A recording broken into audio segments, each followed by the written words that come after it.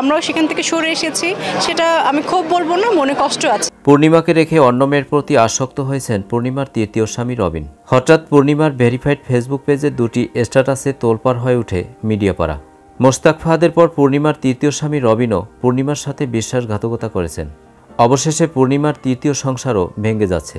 2022 সালে ফাহাদকে ডিভোর্স দিয়ে রবিনকে বিয়ে করেন চিত্রনায়িকা পূর্ণিমা। পূর্ণিমার চেয়ে রবিন 10 বছরের ছোট। বিয়ের পর দীর্ঘদিন যাবৎ সুখের সংসার করেছিল পূর্ণিমা। কিন্তু বর্তমানে পূর্ণিমা ও রবিনের সংসারে কোনো শান্তি নেই। প্রায় সময় দুজনের মাঝে ঝগড়া লাগে। পূর্ণিমা তার মেয়েকে নিয়ে একাধিকবার রবিনের কাছ থেকে চলে গিয়েছিলেন। সোশ্যাল মিডিয়ায় এমন গুঞ্জন যখন ছড়িয়ে পড়েছিল, ঠিক তখনই পূর্ণিমা তার ফেসবুকে দুটি পোস্ট করেন। প্রথম পোস্টে লিখেন, বিশ্বাসের দৃষ্টি দিয়ে যতবারই দেখি অবিশ্বাসের ছানি পড়ে নয়নে।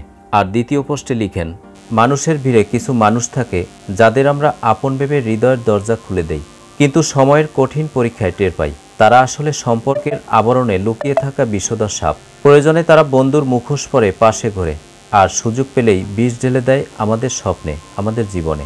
যখন মানুষ জীবনের সাফল্য শিখরে আহরণ করে, তখন এরা মৌমাছির মতো চারপাশে গুনগুন করে ঘুরতে থাকে। প্রশংসার ফুলঝুরি জড়িয়ে সান্নিধ্যর ভান করে তারা আসলে নিজের স্বার্থের মধু সংগ্রহ করে। কিন্তু সময়ের চাকা যখন বিপরীতমুখী হয়, জীবন যখন সংগ্রামের অন্ধকারে ডুবে যায়, তখন তারাই সবার আগে দূরে সরে যায়। ঠিক যেমন মৌমাছি ফুল থেকে মধু নিঃশেষ হলে অন্য ফুলের কাছে উড়ে যায়, তেমনি তারাও সরে যায় স্বার্থের টানে।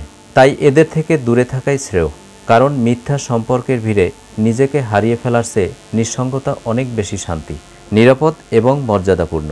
দর্শক, কেমন লাগলো আজকের ভিডিওটি অবশ্যই কমেন্ট করে জানিয়ে দিন। আর ভিডিওটি যদি ভালো লাগে তাহলে আমাদের চ্যানেলটি সাবস্ক্রাইব করে আমাদের পাশে থাকুন। ধন্যবাদ।